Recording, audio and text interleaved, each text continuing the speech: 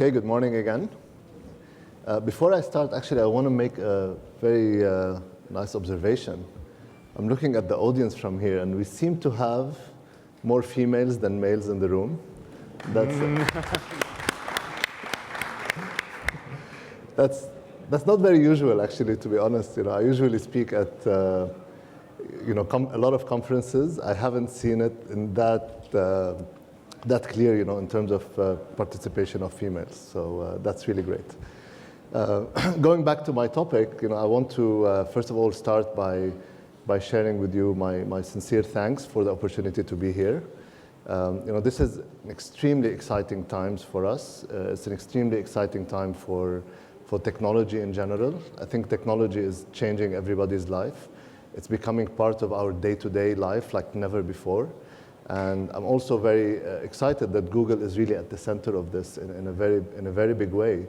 And we're also excited that technology is becoming a very integral part in the way we educate ourselves, in the way we entertain ourselves, in the way we reach to people and stay connected to our loved ones and family and so on. And I think Google is also trying to play a big role in shaping this industry as we go forward. To be able to do this, our CEO always challenged us to think very big. And we used to say think big at Google all the time, but I think very recently he managed to find the phrase that really defines what thinking big at Google is. Okay?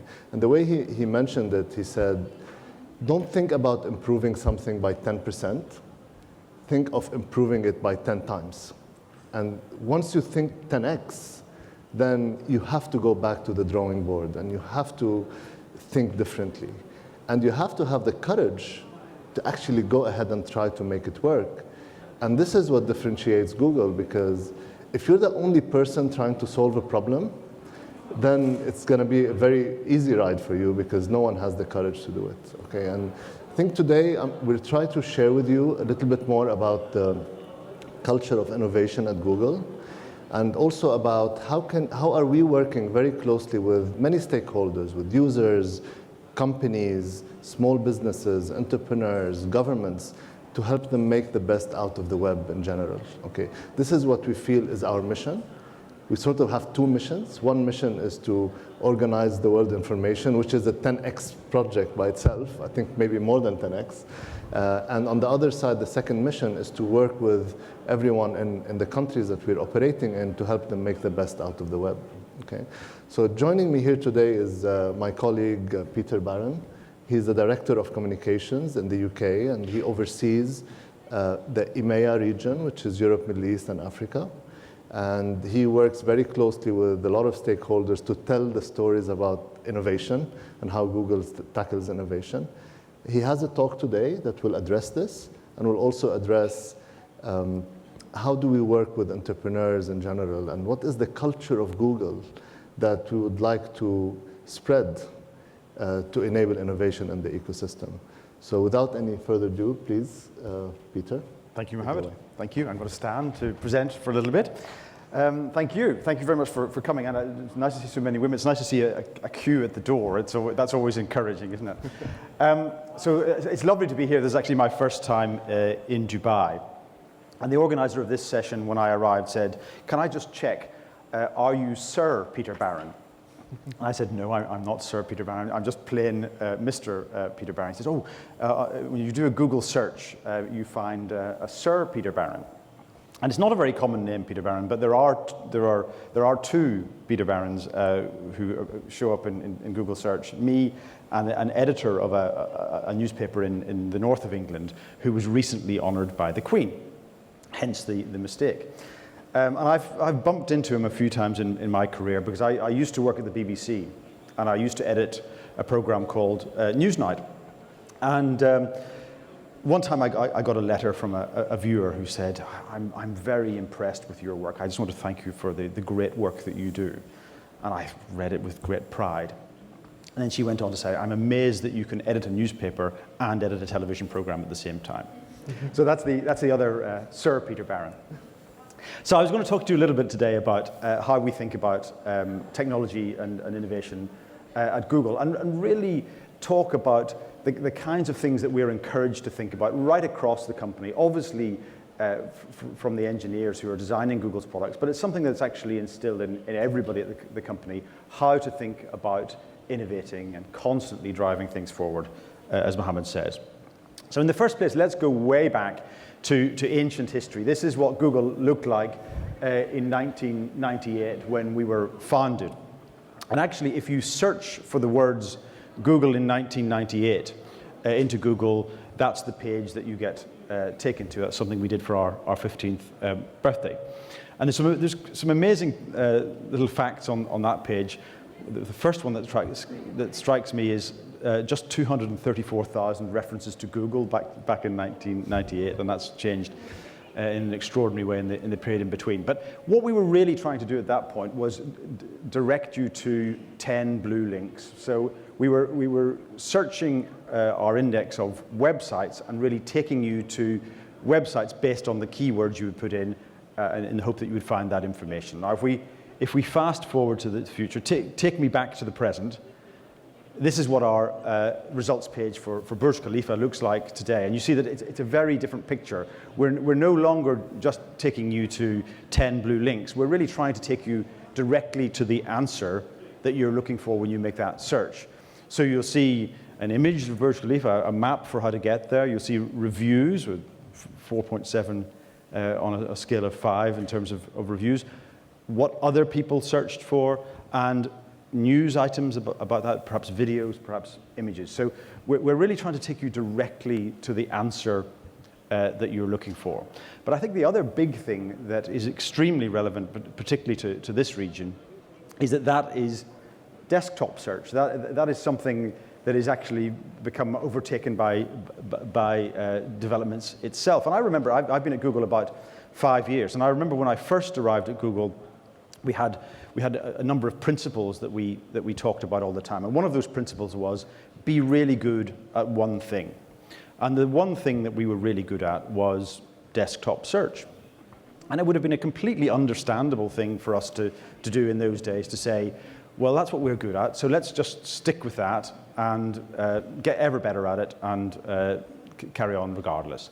And of course, if we'd done that back 5 years ago, we would now be a complete irrelevance, because the world has moved on from desktop search very, very quickly towards mobile search and mobile connectivity. And so these are two pictures taken in St. Peter's Square, one 2005, one 2013. It's not a completely fair comparison, because one is the death of an outgoing pope, and the other is the incoming pope in 2013. But I think the point is extremely clear, that the world's population has moved extraordinarily fast towards accessing media via mobile devices.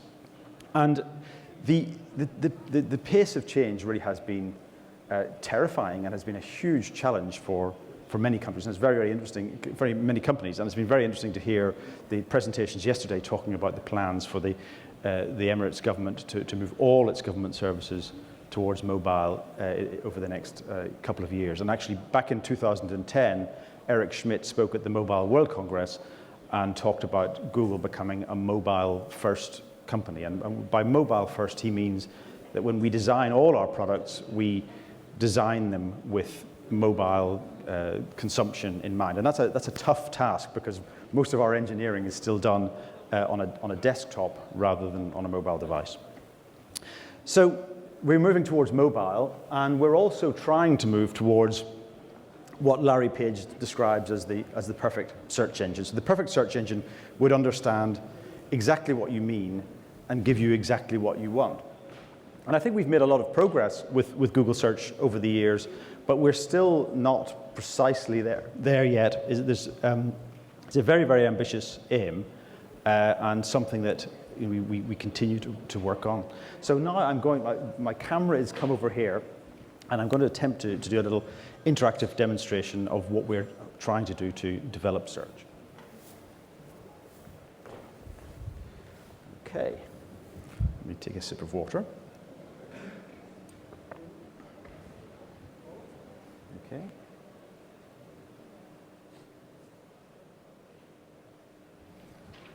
Good. So I'm going to do a few examples of mobile voice search.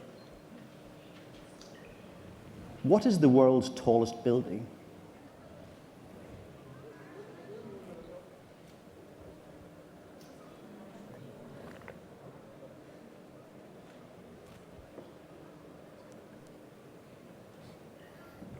Burj Khalifa. How tall is it? Burj Khalifa is 828 meters tall. Who built it? Burj Khalifa was designed by Adrian Smith, William F. Baker, and other architects. And how do I get there? At the top, Burj Khalifa is 15 minutes from your location by car and light traffic. Here are your directions. So you see what we've tried to do there. We've tried to actually create a conversation with the search engine rather than simply asking each question from scratch. So you could imagine a situation where you would say, what's the tallest building in the world? How tall is the Burj Khalifa, and how do I get to the Burj Khalifa? But I didn't do that. I was actually having a conversation which was really mimicking a human conversation with my telephone. So the machine, oh, can we keep the camera on please? So the machine is learning how to deal with the questions, working out, oh, he's gone away. Oh, sorry, can you come back? I haven't finished yet. Oh, yeah, we're carrying on. Yeah. Oh, there's a long way to go. Sorry about that. We'll do a few more demonstrations. But yeah, so what we're trying to do is work out, as Larry Page says, exactly what you mean by asking those questions and then give you the answer. So once you've got your answers about Burj Khalifa, and the camera is running again, brilliant, well done, thank you. We can then, for example, take directions to get there.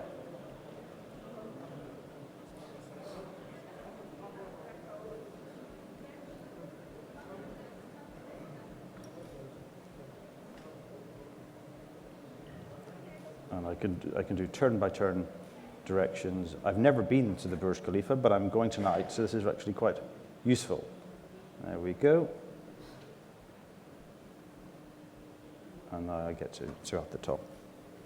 So that is voice search, and really in terms of the kind of utility that it has, we're trying to bring you knowledge, really. I mean, our head of search these days talks about knowledge. And here's a good example of how we can take you straight to some very, very rich content and knowledge. So imagine you are an art student sitting at home doing your homework, and your assignment is to do with Impressionist painters. Impressionist painters. Here are artists frequently mentioned on the web. Now what's happening there is that it's taking my instruction, Impressionist painters, scanning the web for mentions of that term, seeing the content within those pages, the painters who are mentioned, and then bringing that to me in an attractive package of display. And that's happening within a fraction of a minute. So I can flick through, for example, there and see a whole range of Impressionist painters. So let me have a look at Claude Monet. I'm interested in Claude Monet. And again, it does the same thing for Monet. It's scanning where is mention of Claude Monet, and there are images of his paintings. And again, I can flick through there. Incredibly useful in education. But you'll notice that what I'm doing there is that I'm still asking the search engines questions. I know what I want to find out, and I'm putting that to the search engine. And what we've been thinking about at Google is how do we actually go a step beyond that? So I wanted to show you something called Google Now. And I was trying this for the first time in Dubai. As I said, it's my first time in Dubai, so I didn't know how well it worked. But Google Now works fantastically well when you travel to a different place, because your phone obviously knows where your location is. It knows what you're interested in, what you've been searching for. what events you have, for example, in your diary. So what we can do is, without even asking for it, with search without search, we can serve up a whole selection of interesting facts that we think are going to be useful to you today. So this is my set of cards for today in Dubai. Helpfully, it's telling me that I've got a Google Innovation Workshop at 11:30, so here I am. That's good. I'm interested in Tottenham Football Club, for better or for worse, and that is something that it gives me information about every day. And then it's worked out that here I am in Dubai, so it's giving me nearby attractions that I might be interested in visiting. It knows that I've shown an interest in the Winter Olympics, which are going on at the moment, so there's information about that. Things I might be interested in taking a photograph of. And then, because it knows I'm in Dubai, it's giving me the temperature. So it's a lovely day. There's the exchange rate. And it thinks I might want to use Google Translate to make myself understood in Arabic. Now, this is a risky business because I don't understand Arabic, so you have to bear with me here, and you can give me a signal if I'm doing well or not. But let's go into Google Translate and see how we get on.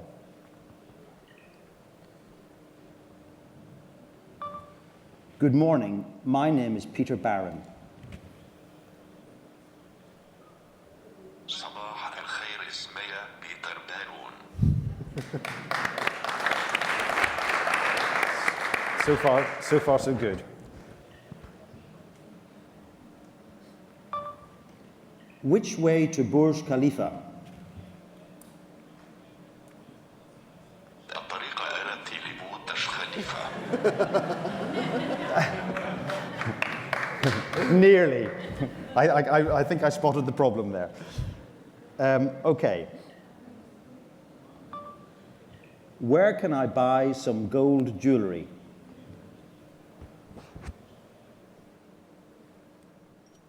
أين يمكنني شراء بعض الذهب والمجوهرات؟ 2 out of 3 ain't bad. Thank you. So that has got that's my plans for present for my wife, nicely sorted out. And if I'm talking to a shopkeeper, for example, and even with that translation, perhaps I can't make myself understood, I can then blow that up full frame and show the phone to the shopkeeper and say, that's what I want. And hopefully that says, where can I buy some gold jewelry? Nothing dangerous. Okay. So let me then take you on to another application that we have, which is called Field Trip. And this is something that grew out of our maps project. Let me just see if I can find it. So this is Field Trip. And again, what it is doing is it's search without search. So it knows the location, where my location is. And if I'm walking down the street in Dubai or anywhere else, it can send me information about things that it thinks I might be interested in. And I can choose from a whole panel of information about the kinds of things I'm interested in. So I can say, look, I'm interested in architecture. I'm not interested in restaurants. I'm interested in lifestyle experiences, all kinds of things like that. So you can tailor what it is that you're interested in doing. And then as you walk along the street, it will point you to things that it thinks you might be interested in.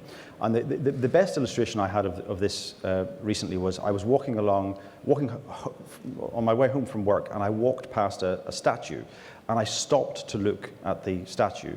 And just as I was looking at it, my phone buzzed in my pocket, and I took out my phone, and there was a panel that told me about that statue. So you can imagine how extremely useful that could be for government services, for tourism here in Dubai. So let me have a little look at what I might be interested in. So the Wild Wadi water park catches my eye. So there we are, that's the card for the water park, and it gives me all the information about that, all the different attractions and so on, information about when it's open and so on. And then I can take that and share it with my family. For example, I can say, here I am in Dubai, you might be interested in coming at some point to Dubai and visiting the water park. So that's Field Trip. And I hope you can see that the applications of all of those things, whether it's Google Now or field trip could have extraordinary possibilities for services and tourism, etc. here. Good, okay. I'm finished with the presentation. We'll head back to the slides. Thank you. Okay, so back to some of the things that we think about when we think about innovation. I'll stand up again. We measure everything at Google. There's an obsession with measuring things. And we also talk a lot about ignoring the hippo in the room. And when we talk about the hippo in the room, hippo stands for the highest paid person's opinion. And normally in a business or indeed in a government, the person who decides on these things is the highest paid person in the room. People turn to him or her and say, well, what do you think? And there's a very interesting example of this with the ads that are shown on Gmail. So about 5 years ago, we launched ads on Gmail. And someone discovered that the shade of blue on the Gmail ads was slightly different from the shade of blue on the ads that appear on Google search. So the question was, what is the right color of blue? What should we go for? So rather than the highest paid person in the room deciding what color we should go for, we decided to do some tests. And we didn't just do 2 tests, we actually did 40 tests. We tested 40 different shades of blue to see which one was the most likely to be clicked on. And we discovered that a slightly purple shade of blue was attractive to users. They were more likely to click on it and therefore go through to more ads. Now, you might think that's a very trivial example, but actually, because of the scale of our business internationally, it made quite significant impact on the revenues. More people were clicking through on the ads because of the shade of blue that we were using. So at Google, we want to measure everything. Opinion, much less important than data. Making big bets. This is something that is absolutely ingrained in the way that we think about everything we do. And actually, Larry Page's entire career has been built on trying to see 10, 15 years into the future and place really significant bets as to where the company is going to go. And Gmail is a very, very good example of that. And actually, Gmail was launched in 2004. It was launched on April the 1st, 2004, as many of you remember it. And lots of people genuinely thought that it was an April Fool's joke because we made almost unlimited storage available in Gmail at that time. And I think you probably remember going back a few years when you used to have to clear out your inbox of emails every now and again because you'd reached your limit of storage. At that point, it was a revolutionary step to offer almost unlimited storage, and the amount of storage that we're offering has continued to go up and up and up, and actually there's very, very few people who ever reach the end of that limit. And the big bet there was that the cost of storage was going to fall really dramatically in a short period of time, and of course it has proved to be. And now we have Gmail used by hundreds of millions of users all across the world. So some other examples of big bets would be 2 very, very relevant for this region, YouTube and Android. And many commentators questioned why we had invested in YouTube and Android back in 2005 and 2006, when those looked like businesses that were kind of strange things to get into. But history has been proven that the extraordinary take-up of video on YouTube and the extraordinary move to mobile, 2 extremely important bets, which have really been central to the success of Google in recent years. The prototyping instinct, this is something that is really, really central to the way we think about Google. A phrase that we use all the time is launch and iterate. So get something out there, create something, get it out there, and then get feedback from your users and make it better. It doesn't have to be perfect at the beginning. Launch and iterate. And I think coming from a very different background, I came from a background at the BBC, and I think that's probably the attitude that I find most strikingly in contrast from other businesses. I think there's a tendency in a lot of businesses to say, let's perfect it, let's write the business plan and then launch it in a year's time when everything is spot on. And the danger these days is that if you do that, by the time you get around to launching your product, it has been overtaken by technology and events. And this is obviously a difficult area because software is something that's very easy to launch and iterate. Gmail actually started in beta and it remained in beta version until about 2009. We put it out there and we constantly made it better. And with software, it's easy to do that. With hardware, it's much more difficult. It's hard to launch and iterate a truck, as some people say. The truck has got to be good by the time you launch it. But this is an example of the prototyping instinct we did with Google Glass. You'll see there on the left-hand side of the screen, at the beginning of that project, we literally had a set of goggles and a laptop in a rucksack on the gentleman's back there. So we mocked up how a wearable piece of technology might work using a laptop. And then it went to the next iteration, which, as you can see there in the second photograph, is a rather strange mobile phone strapped to the side of the head, and then using the eyepiece. And again, that is then iterated until we have what we now recognize as Google Glass. So what we've done with Google Glass is that it's still actually in prototype.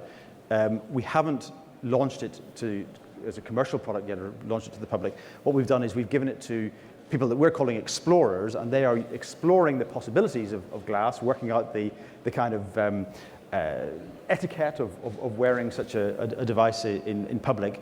We're working with developers to develop apps that can be useful for glass, and that will then be launched as a real product in due course. So the prototyping instinct, very, very strong at Google. And then Mohammed talked a little bit about this. This is 10x innovation.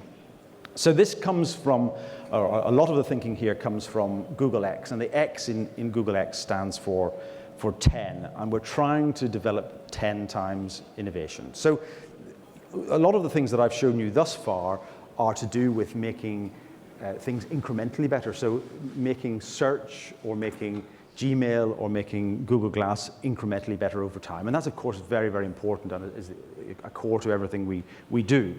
But it's also the case that the really big breakthroughs, the really big revolutions in technology take giant leaps forward. So while most of our business concentrates on the day-to-day and the improvement of our products, we're constantly thinking about how we can deliver 10 times improvement. So if we can identify a big problem, identify a radical solution, and identify a realistic technology, something that we really can develop, and find the sweet spot in the middle of those three things, then there are projects where we can really invest in 10x thinking and 10x innovation. And probably the most famous example of this is the driverless car. And obviously a lot has been written and said about the driverless cars, but the most important point about it, I think, is the thinking that went into the reasoning behind the project. So the huge problem that was pointed out at the beginning was, well, look, there's an awful lot of congestion on the roads, particularly in California where we're based, a huge amount of congestion on the roads there. How do we tackle that problem? A huge amount of road accidents around the world, huge problem, something that would be great to solve, and the problem of emissions, climate change. How do we tackle pollution? And the task that was set to the engineers was, how could we address all three of those problems? Could we find a way to halve the number of emissions that road traffic causes, that halves the number of accidents on the road, and that halves the amount of congestion on the road? A huge task, I think a task that everybody would agree it would be great if we could make significant progress on that. And perhaps counterintuitively, the answer that came back was, to do those three things, the answer could be driverless cars. And the reason for that is that by having computers and computing directing the cars, you can make the whole system much more efficient. You can drive cars more closely together. You can put more people in the cars, etc., and tackle some of those big problems. So that's driverless cars. Obviously, still some way off seeing that in reality, but that is a very, very good example of 10x thinking. Okay, just before we're going to do some questions and answers in a little bit, but just before we do that, I was just going to race through some of the things that we are thinking about for the next 5-10 years. And at Google, we're always very reluctant to talk about what's coming next. It's a dangerous business. But just some broad brushstrokes of the kinds of things that we should expect. So that's Gordon Moore, the coiner of Moore's, so-called Moore's Law. And Moore's Law actually isn't a law at all. It's an observation, and the observation is that the number of transistors on a chip is likely to double round about every 2 years. And that law has held good since the 1960s, and I think it's due to continue to round about the year 2020. And of course, that means that computing is becoming ever cheaper and ever smaller, and that leads to some very obvious conclusions. Ubiquitous internet, I think, is certainly something that we are very, very invested in. And I think it's interesting that at the moment we have around about 2.5 billion people online across the planet, and that's been a huge revolution and a huge change in the way that we lead our lives. But it's still worth pointing out that there's around 5 billion people on the planet who still don't have access to the internet. And if we could do something about that, then the opportunities really are huge. So we're working on a range of different projects, some of them involving fiber, installing fiber in Kansas City and other cities across America. We're working with organizations like Starbucks to provide ubiquitous internet in their coffee shops. And this is Project Loon, perhaps the most ambitious of all. And again, this is another piece of 10x thinking. And the idea behind Project Loon is to put balloons into near space, high in the stratosphere, floating, a network of balloons floating around the Earth in near space, carried by the winds that surround the planet, bringing internet connectivity to remote areas, or areas, for example, where the internet has been knocked out by a disaster or something like that. Now this is again as an ambitious project, but something that we are testing at the moment in New Zealand and showing really, really interesting results. So we're working very hard to get the next 5 billion online. Wearable devices, obviously a beneficiary of Moore's Law. The devices are getting smaller, the computers within them are getting more and more powerful. We're already seeing devices like glass. We're seeing wristbands, particularly in health and fitness. And I was watching with great interest the museum exhibit here yesterday, where wearable devices are really starting to become a reality, or something that's not in the very distant future. In the film that we saw yesterday, looking at the vision for the next few years, passport control, opening your car with your wearable device, all of that is very near at hand. And then finally, the idea that everything or many things will be connected in the not too distant future. So at the moment, around about 8 billion devices around the world are connected to the internet, and that's expected to rise to around about 80 billion in the next few years. And we can see examples of that with organizations like Nest, which is a company that we acquired within the last few weeks, and they are producing smoke alarms and thermostats connected to the internet. And you can immediately see the application of that. And again, we saw it in the film, the vision of the future yesterday, where you could be heading on your way home and say, I want the heating to come on by the time I arrive home. If I was in London, if I was in Dubai, I might want the air conditioning to come on before I get home. And you can send a message through to your thermostat so that the temperature in your home is at a good standard by the time you get home.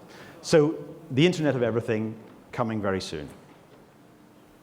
And I think the final point I would make is really that digital businesses win. And I think this is certainly an observation that is I don't have to preach to the converted of the Emirates government. When I hear the presentations that were made yesterday, it's very, very clear that this government sees that the digital approach is the way forward. And we've demonstrated that businesses who embrace digital are growing perhaps 5, 6, 7 times more quickly than businesses who aren't online. And I know that the number of businesses, and perhaps Mohammed will talk about this in a bit, but the number of small businesses in this region not yet online is a concern and a challenge.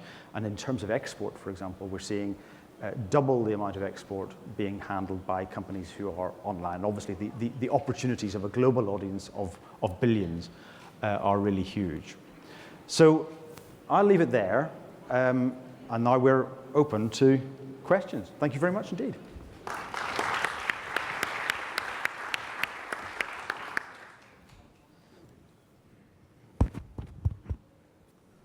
Right. I can start with one question. Splendid. Yeah, one of the things that we always talk about in Google, in terms of the culture of innovation, is that we celebrate failure. Yes. Okay. Yeah. And this is a very uncommon, issue in the region here, specifically in the Middle East, where we actually find failure sort of a shame. Yeah. We hide failure. We're afraid of failure, and sometimes even the laws of bankruptcy, for example, they also penalize failure. So can you tell us more about, how do we think about failure in Google? Yeah, no, it's a really, really interesting question, and it is counterintuitive because we pay a huge amount of attention at Google to excellence in execution and producing products that are really superb, but failure is very closely built into that process. And what we would say is that if you're not failing, you're not trying hard enough, or you're not being ambitious enough. So particularly, I think, when thinking about the 10x thinking, we're very, very keen to celebrate failure, to try really ambitious things, and see how far we can push it. So failure really important. The other thing that we talk often about is failing fast. So it's fine to identify something that isn't working. So at Google over the years, we have developed many, many different products. Some have gone on to be huge global successes, and some have been embarrassing failures. And the way we look at that is it's fine to have a failure as long as you put it out of its misery quickly. And sometimes that's controversial. We switch off products and say, actually, we're going to close that because it hasn't taken on significance at scale. But nothing wrong with that as long as you learn from your mistakes and apply them to future projects. Good. There was a question on this side. Please go ahead.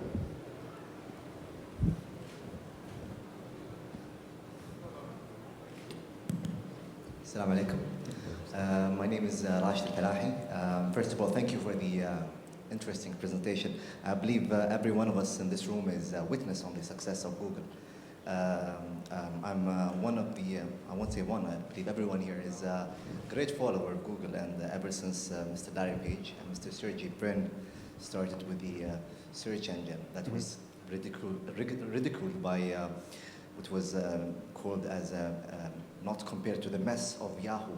Although it was simple, the algorithm was easy to use, but now it grew and it became, it has its own browser, it has an armed guard headquarters, and I have a question actually. What's next? I started believing that in some time Google will allow me to speak to my pet.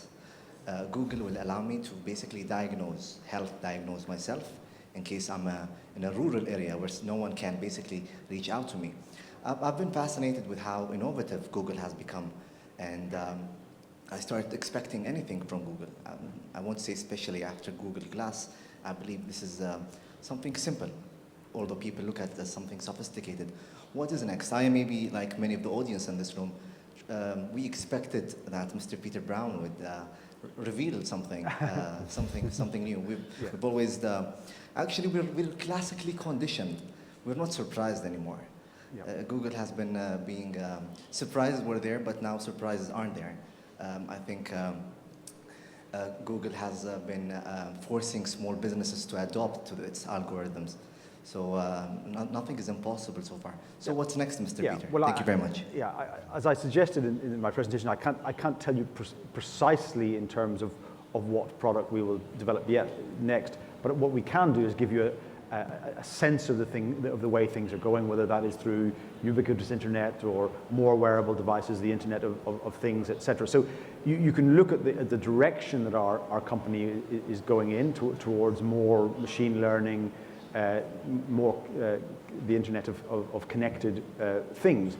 But I think you mentioned that we do a lot of things that we started being very good at one thing, which was desktop search, and we have developed to doing a broad range of things. But I think if you look at the climate in terms of technology innovation and competition, it is really extraordinary how fierce that competition is, and the pace of it is really, really frightening and extraordinary.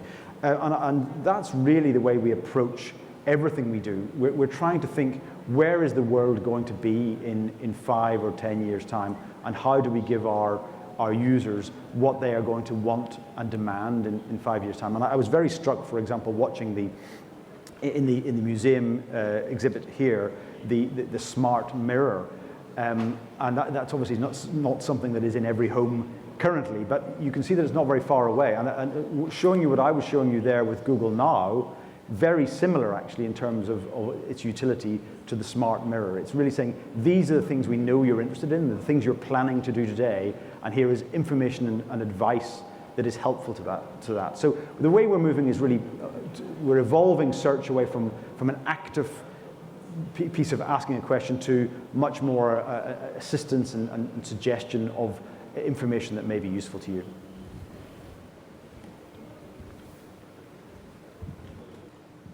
Peter, while we understand that you can't tell us more than, there's a lot of things in the labs out there which we can't talk about, but would you want to shed some light on how EMEA kind of features and things which have been launched?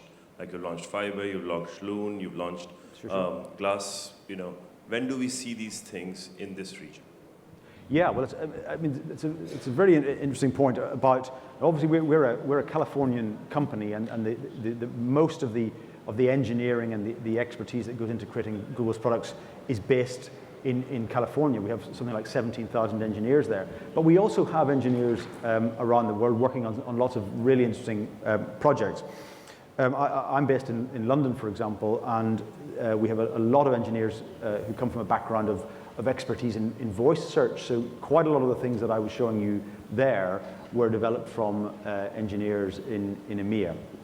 In the last couple of weeks, we acquired a company called DeepMind, a guy called Demis Hassabis, who's an absolute genius in the field of AI, who will be bringing his expertise to Google search. So there's lots of development going on in countries around the world which contribute to the overall picture. In terms of devices and services coming to the MENA region, well, we're rolling things out all the time.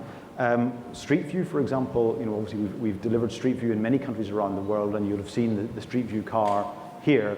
And we have been driving and collecting the imagery in Dubai in recent months, so that's coming soon. So most of the projects are planned to come to this region in due course. And actually, I was very pleasantly surprised when I came to Dubai yesterday. If you doing things like Google Now and Field Trip, the content there is already very, very rich. Sir? Oh. Then we move to this. Okay. One more here, yeah. Peter, thank you very much for informative presentations, first of all. Honestly speaking, Google made our lives more easy and helping a lot. My question is about employee satisfaction, about how we increase the employee engagement, productivities, and how we create environments that really encourage, energize, passionate of what they're doing, especially when we are talking about the top 20 people, top 20% of the people who is considered as a talented potential in your organization. Yes, so you're talking about the satisfaction of the employees who work at Google. I'm pretty sure that the turnover is very low at Google. But how you helping creating better environment for your employees? Yeah, I mean, it's a really good question, and the amount of effort that is taken at Google to creating a good situation and good benefits for employees is quite extraordinary. So in the first place, there's a huge amount of attention paid to hiring the right people. And it's a very, very painstaking process. If you go for a job at Google, you might be interviewed by 5 or 6 different people, and from different parts of the business. And any one of those people can have a veto on hiring a person. So they would say, well, look, you all think he's brilliant, but it doesn't work for me. I don't think he's the right person. And that would then put the process back to square one, and the whole thing starts again. So it's a very, very painstaking process to find the right people. And then when we find them, we work extremely hard to create conditions which are beneficial to that employee. And we do something called a Google Geist survey every year, where we ask really quite detailed questions about their satisfaction in the job, whether they intend to leave the company in the next year or 5 years, et cetera, et cetera. And then we take action. And again, going back to data and measurement, we measure very, very precisely the scores in terms of employee satisfaction, and then aim to take action to improve situations. We also famously have things like free food. We offer massages to our staff to keep them fit while they're working, and a lot of other benefits, things like encouraging cycling and fitness and so on. So a huge amount of attention is paid to making sure that the staff are both happy and fulfilled.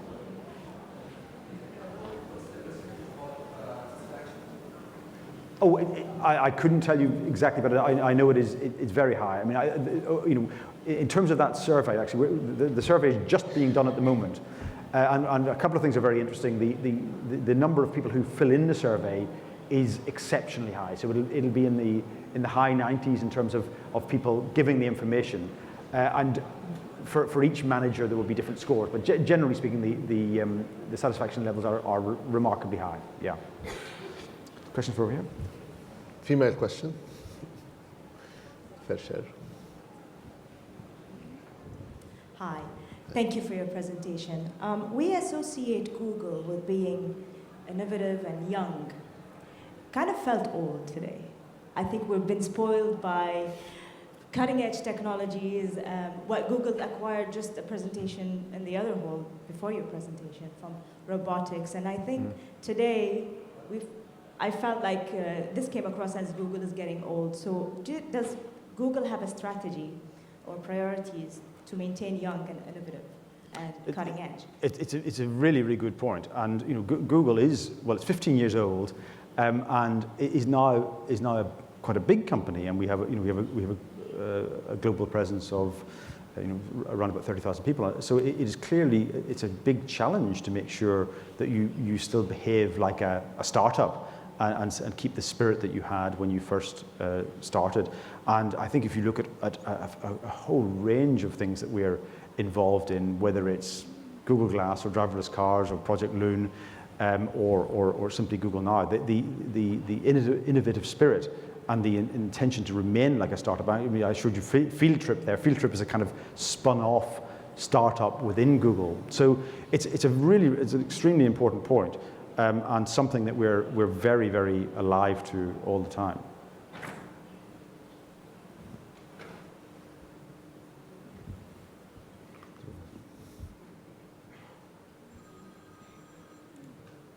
Hi, Peter. My name is Daniel. I have a question about metrics, because you were talking about something where you did 40 studies about which of the users that you have clicked on the highest received by one of the colors, basically. But I want to ask you about metrics in Google, how you measure metrics, because I come from a digital perspective. I work with some brands on mainly social media, digital media applications and such. Basically, a lot of people tend to go for, okay, we got more users, we got more likes, we got more whatever it was. But sometimes I've read a lot about these become vanity metrics instead of actual metrics that people should measure. So I want to ask, how would you advise businesses and sectors over here to measure which metrics shall they use? Because there's a lot of money spent on marketing and advertising, but at the same time, it might not be the right thing, because it might not provide any value for users. Sorry, but I have another small question after that. How does Google, how is privacy right now?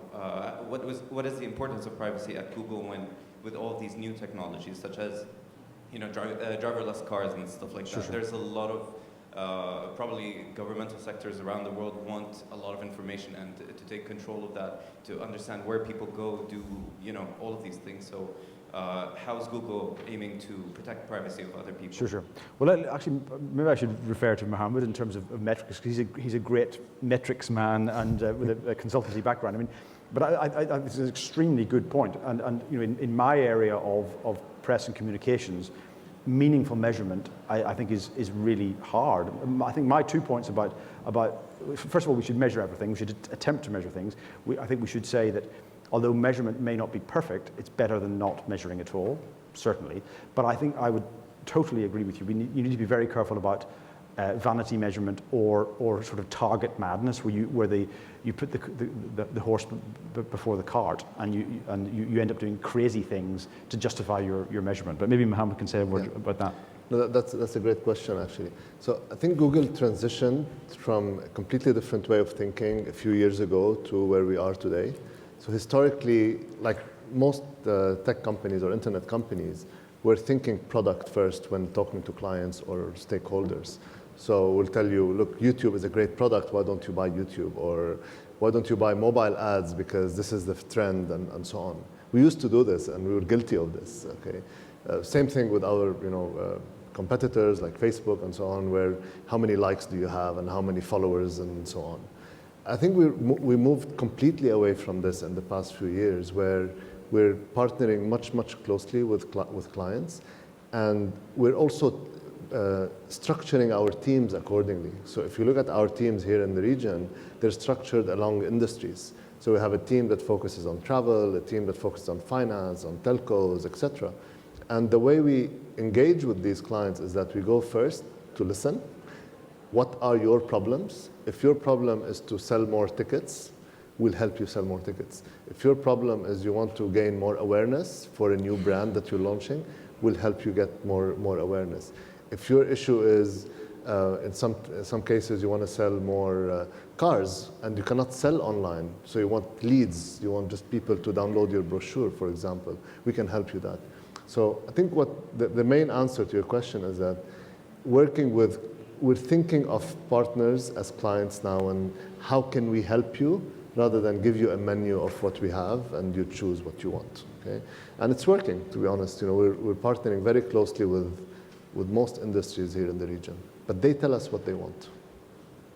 And just to pick up your point about privacy, clearly there are two aspects of this. There are the products that we're building, and we live in a data-driven world, so we've got a huge responsibility to make sure that data is responsibly handled. And then secondly, we've got the whole controversy of government surveillance and spying, which is a huge challenge to technology companies. I think it all comes down to the same simple point, that the only thing that we have is the trust of users. There's nothing to force users to come back to Google every day. And if they have doubts about the handling of that data, then the possibility is that they won't come back tomorrow. So that's a responsibility that we face every single day. And we build in, we bake in delivery of proper privacy controls to every product we develop. So whether that is some people speculate about companies that we acquire, like Nest or Waze and so on, and people say, well, are there privacy concerns there? The simple point remains, we have to apply the same principles of responsible handling of data to all the projects that we work on. One final question, gentleman there.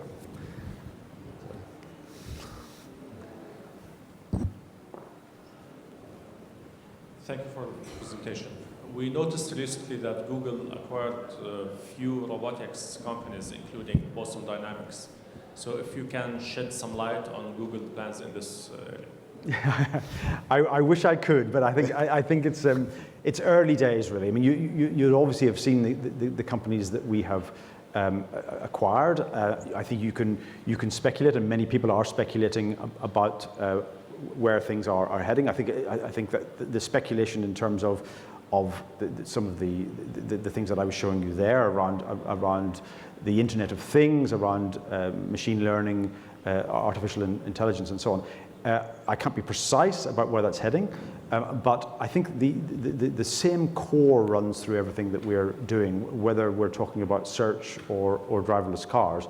We are trying to bring technology and information to bear to provide useful products for people that make their lives easier.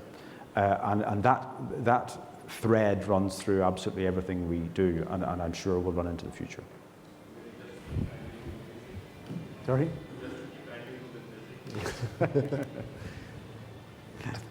Do we still have some time, or maybe a couple of questions? Sorry? I'll have to go. We have to go. Okay, I'm sorry we have to go. Thank you very much. Thank you. Thank you.